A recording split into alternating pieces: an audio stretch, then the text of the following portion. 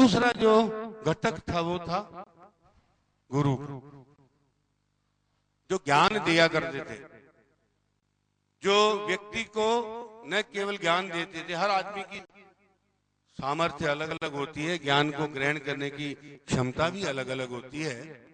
गुरु ये समझते थे कि इसको मैं ये कहां तक सीखा हुआ है, उसको सिखाना, फिर उसकी समझ को बड़ा करना, फिर नई चीज सिखाना, यानी पात्रता बढ़ाते जाना और ज्ञान को बढ़ाते जाना, उसके जीवन की आवश्यकताओं को ध्यान में रखकर व्यक्तिगत उसका निर्माण करना।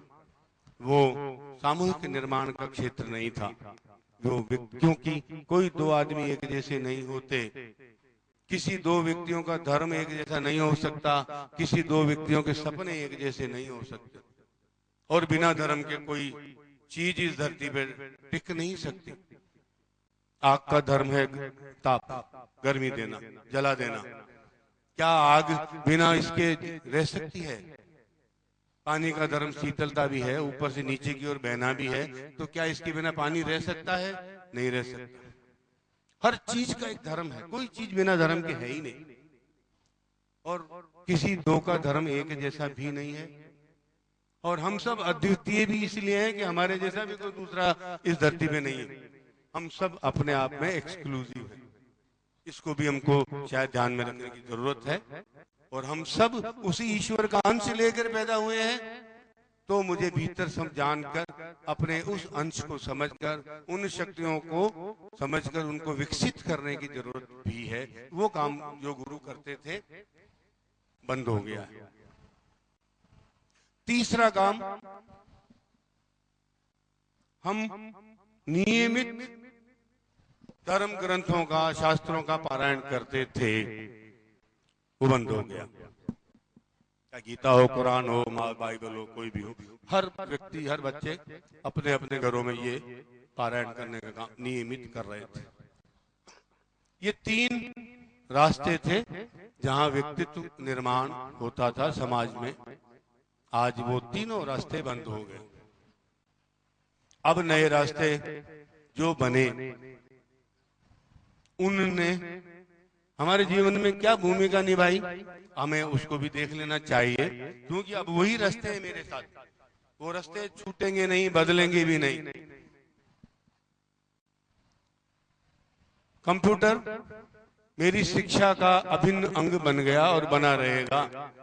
आने वाली पीढ़ियों में भी अब ये बना रहेगा, हटने वाला नहीं है। सारे विषयों की जानकारी मुझे कंप्यूटर पे उपलब्ध है और रहेगी। तो पुस्तकों की भूमिका भी धीरे धीरे समाप्त हो जाएगी। हमें यहाँ भी इस मुद्दे पे चिंतन की जरूरत है। अभी मैं वापस इसी बात को उठाऊंगा। इंटरनेट मेरा दूसरा माध्यम है मेरे विकास का, जिस पर मेरा बहुत बड़ा विश्वास टिका हुआ है।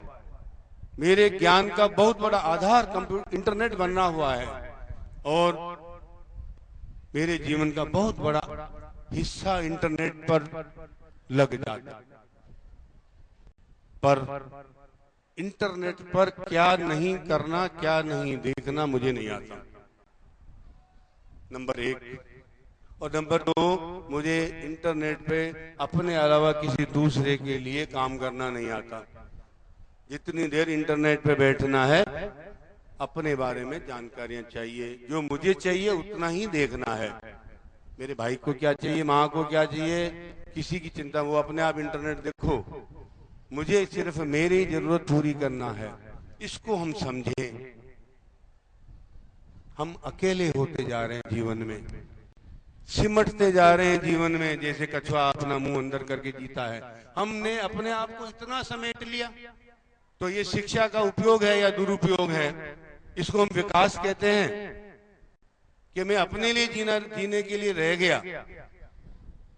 तब हमको इस कैरियर के ऊपर भी एक बड़ा सवाल उठ जाएगा। मेरी समझ पर सवाल उठेंगे। मेरे इस अर्जन पर सवाल उठेंगे, जिस अर्थ के पीछे मैं भाग रहा हूं, तो उसका उपयोग क्या रहा? सिर्फ मेरे लिए रहा? फिर वो मानवीय संवेदनाएं, वो मानव समाज कौन निर्मित करेंगे? अगर मुझे पड़ोसी की चिंता नहीं, मुझे घर वालों की फिक्र नहीं, घर में रिश्तेदार आते हैं तो मुझे उनसे मिलने की चिंता नहीं, तब इस कैरियर पर बहुत बड़ा प्रश्न आ रहा है। इस पर विचार करना। आप कैरियर के पीछे हम भाग रहे हैं, वो तो बहुत अच्छी बात है, और खूब अच्छे कैरियर मिले आप लोगों को, हमारी शुभकामनाएं सब आपके साथ भी हैं। लेकिन कैरियर सब कुछ नहीं बन जाए। कैरियर का अर्थ है मैं इतना अर्जन कर लूं जिसके सहारे मेरे जीवन का निर्माण कर सकूं।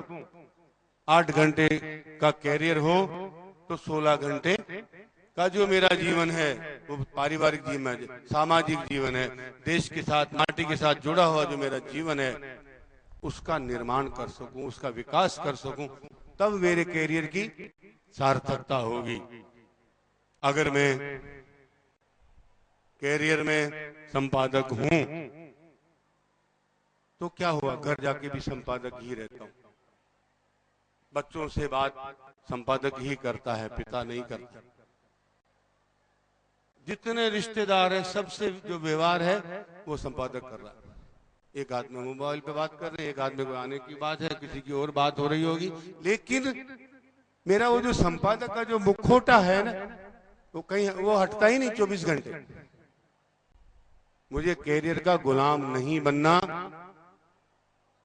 कैरियर मुझे दिशा दे, कैरियर मुझे सहयोग करे मेरे विकास में, मेरे ऊर्ध्वगामी होने में, तब उसकी सार्थकता है। लेकिन मैं कैरियर बन के रह जाऊं तो वो मेरा अपमान, मैं अपने जीवन का अपमान कर रहा हूं। इस पर हमें बहुत चिंतन करने की जरूरत है। ये जीवन, ये उम्र भी ऐसी है जो वापस थोड़ी आने वाली है। अभी हम बात कर रहे थे, पूजा कर रहे हैं, प्रार्थना कर रहे हैं, तो अंग्रेजी भी यही कह रही है, वर्क इज वर्शिप ही तो कहते हैं। आप वहां कर क्या सीखते यही है, पर करते हैं क्या? नहीं करते। इसी बात को समझना। अगर ये बात समझ में, छोटी सी एक ही पॉइंट अगर समझ में आ जाता है, आपकी जीवन भी पूजा बन जाएगी, ये मेरी गारंटी है। और उसका एक ही रास्ता है, छोटा सा है पर एक ही है, और नहीं है तो नहीं है। आप जो काम कर रहे हो उसके साथ जुड़े रहो, इसी का नाम वर्शिप। अगर आप वहां उस काम के साथ नहीं जुड़े हो, आप सफल नहीं हो सकते, आपका काम सही नहीं हो सकता। खाना खा रहे हो, दिमाग में 15-20 सवाल चल रहे हैं, वहां जाना है, वहां आना है, वो करना है, उसका फोन आएगा, उससे आज मिलना है, कुछ भी करना है, कई सवाल कई बातें दिमाग में चल रही हैं। तो खाने का तो मुझे पता ही नहीं है, खाना कौन खा रहा है मुझे नहीं मालूम, कौन खा के हाथ धो के चला गया पता नहीं, क्या बना पता नहीं, किसने बनाया महसूस नहीं कर पाए। जब अगर हम इस तरह से जिएंगे तो सफलता के सपने देख सकते हैं? नहीं देख सकते। मुझे जो काम करना है, मुझे वर्तमान में जीना है, इसका एक ही अर्थ है। जो मैं अब तक कर चुका हूं उसकी वजह से मैं आज हूं, जो कुछ भी हूं।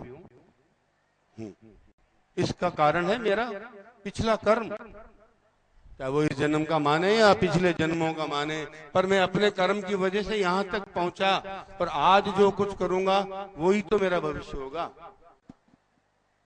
इस बात को हम भूलने लगे, इस शिक्षा ने भुला दिया, इस टीवी और इंटरनेट ने और मोबाइल फोन ने भुला दिया कि मुझे वर्तमान में जीना है।